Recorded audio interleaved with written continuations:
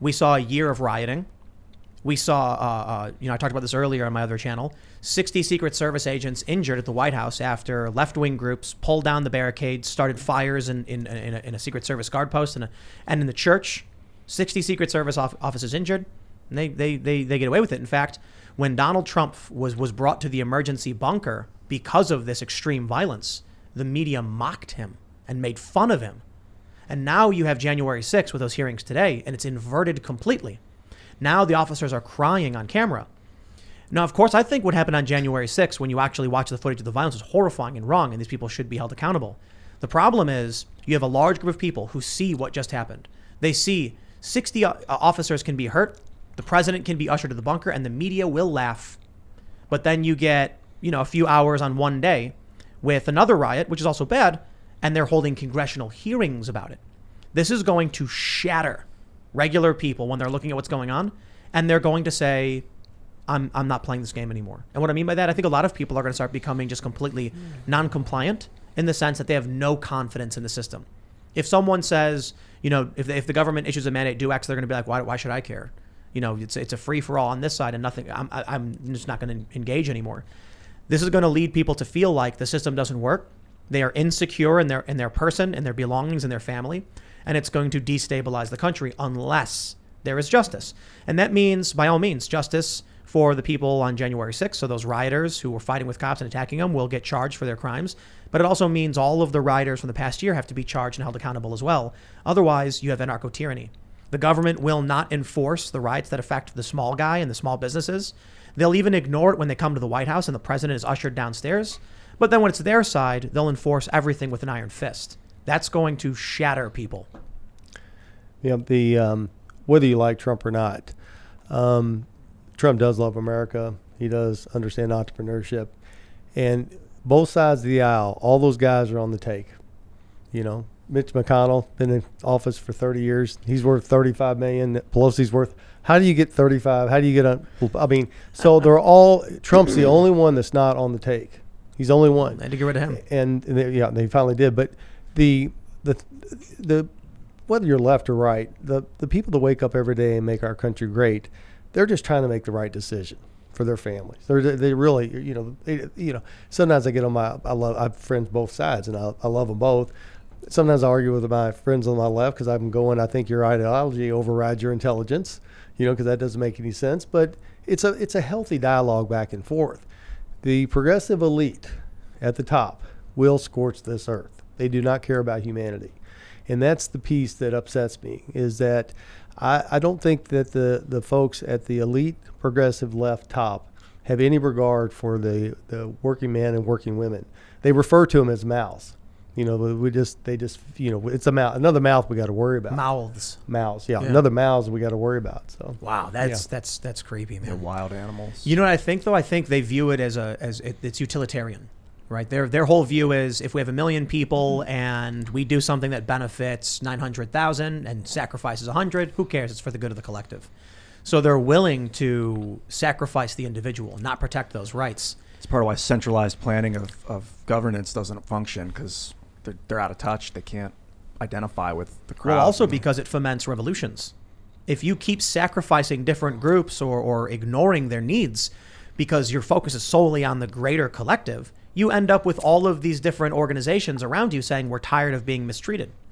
When you focus on the individual, when you guarantee the individual's rights, you have a whole grassroots network moving all the way up from people who are like, I feel like my rights are being protected.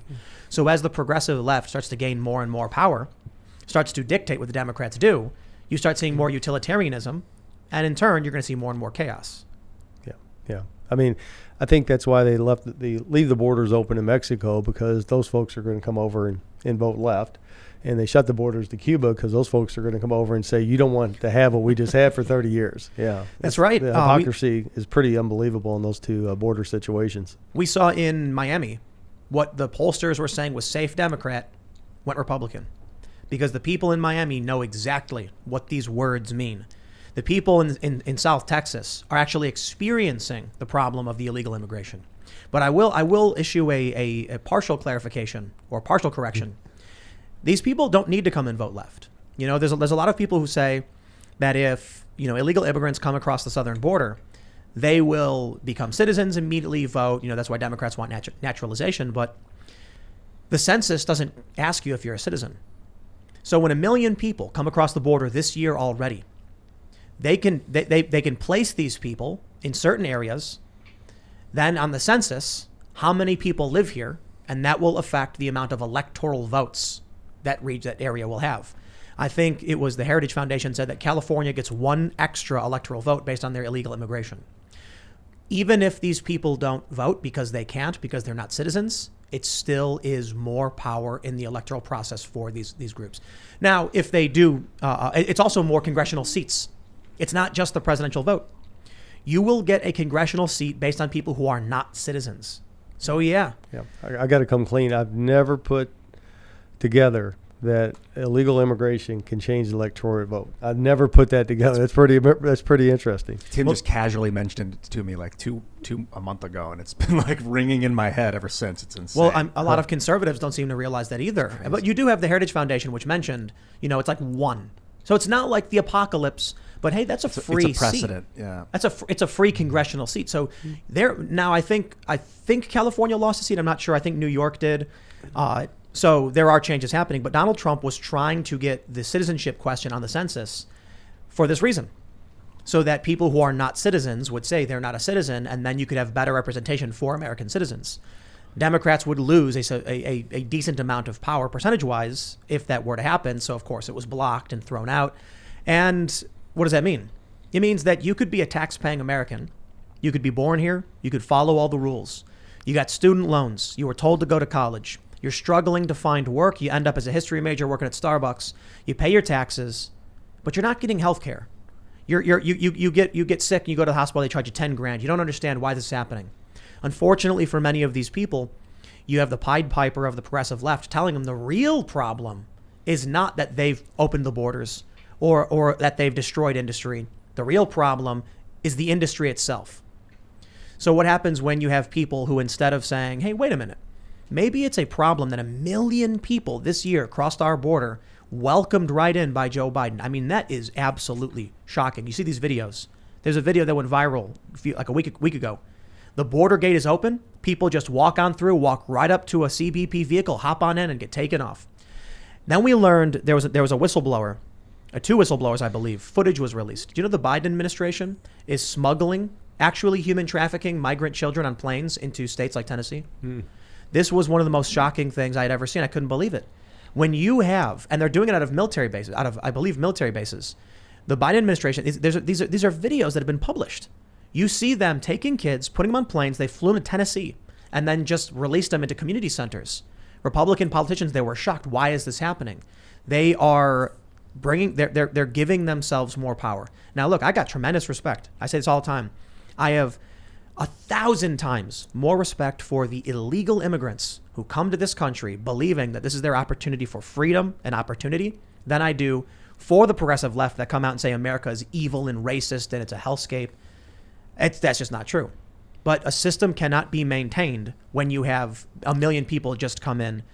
Economies are not infinite bubbles of free resources. Economies have ebbs and flows. They have balances. There's supply and there's demand.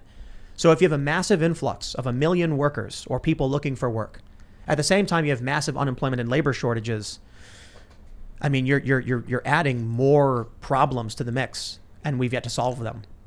Well, 1892, Ellis Island. That's how we all, most of our grandfathers and great-grandfathers got over here, and they had a process, and I think we want folks to come to America. We just want a process to get them in and get them in legally. And I think that if we did it in 1892, we should be able to do it today. I agree. Yeah, I often say that a lot of people need to realize this too. People are critical of immigration. When the people immigrate here legally, we are getting the best. These people who are leaving Nigeria and come here and they're extremely successful because we are getting passionate individuals who are like, I'm going to have that dream.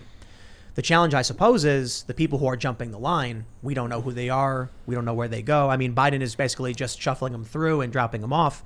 We need to be able to make sure people survive, people flourish, and that a rising tide raises all ship. Thanks for checking out this clip from the Timcast IRL podcast. If you want to see the full show, come back to this channel, youtube.com/TimcastIRL. Monday through Friday at 8 p.m., where you can leave comments and super chat, and we actually will read your comments on the show. Don't forget to like, share, subscribe, and if you want exclusive members-only content, segments you can't get anywhere else, go to timcast.com, become a member, and we even have full bonus episodes. Thanks for hanging out, and we'll see you all next time.